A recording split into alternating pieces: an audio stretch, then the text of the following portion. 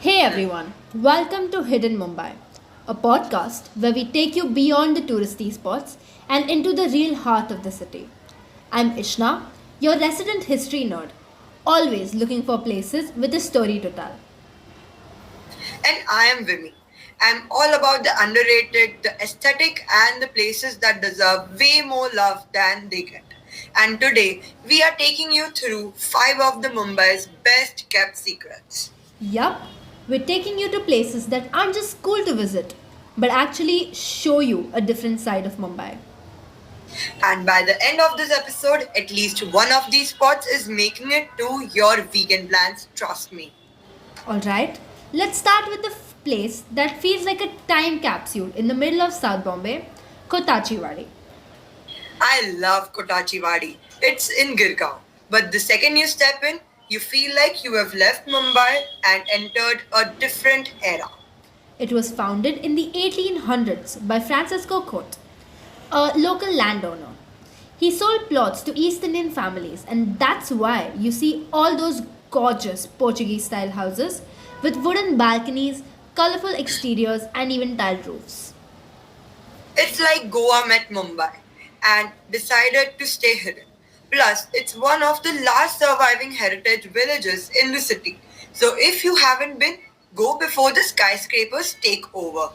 And don't just visit for the aesthetic, talk to the locals. Many families have been living here for generations, and their stories are what make Kotachiwadi truly special. And if you are into photography, this place is an absolute gold mine. Okay, moving on to Bandra Fort, a spot that's famous but for the very wrong reasons. Yeah, people just call it Dil Chata Hai Sunset Point, but this place has a serious history. The Portuguese built it in the 1640s as a watchtower over Mahim Bay. Back then, Bandra wasn't the bustling suburb it is today. It was just a bunch of fishing villages, and the fort was an important defense structure. Now, it's easily one of the best places in Mumbai to catch a sunset. No marine drive traffic, no chaos, just the sky, the sea, and the beautiful view of the Bandra Varli Sea Link. And if you love old world Bandra, Ranwara village is just a short walk from the fort. Yes, Ranwara is Bandra's last surviving East Indian village. It's got old bungalows, narrow lanes, and this peaceful vibe that's completely different from the rest of Bandra. It's basically Bandra's Kotachiwadi. If you love heritage spots, Bandra Fort, Ranwara together make for a little great history walk. Okay, next up, Maharashtra Nature Park. And I know what you're thinking. Wait, isn't this near Dharavi?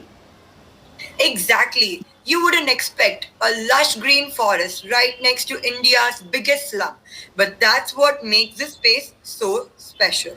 It used to be a garbage dump before it was transformed into a nature reserve.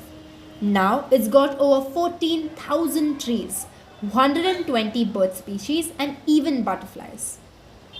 It's one of the best places in Mumbai for nature walks, bird watching, or just getting away from the city life for a bit.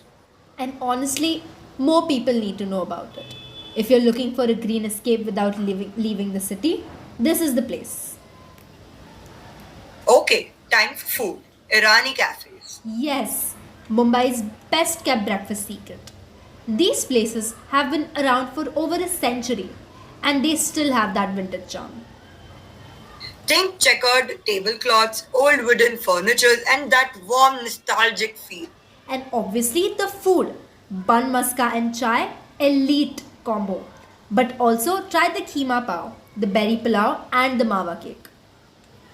If you want to experience old school Mumbai, skip Starbucks and go to Kyani and Co, Yazdani Bakery or Kolar and Co. You'll get history, food, and the best chai down all in one place. Okay, last but definitely not the least, Flora Fountains, second-hand bookstores. Yes, if you're a bookworm, this place is straight out of heaven. Rows and rows of old books, rare finds, and first editions for dirt cheap. If you actually bargain, I once got a whole set of Agatha Christie novels for 500 bucks. Even if you're not a reader, just walking through these stalls gives you a glimpse of Mumbai's old literary culture. It's one of the few places where you can still find the city's book loving past. And the best part, you never know what gem you'll find. So, there you have it, 5 underrated gems of Mumbai that deserve way more love. If you got a favorite hidden spot, type it down in the comment section below. See you next time.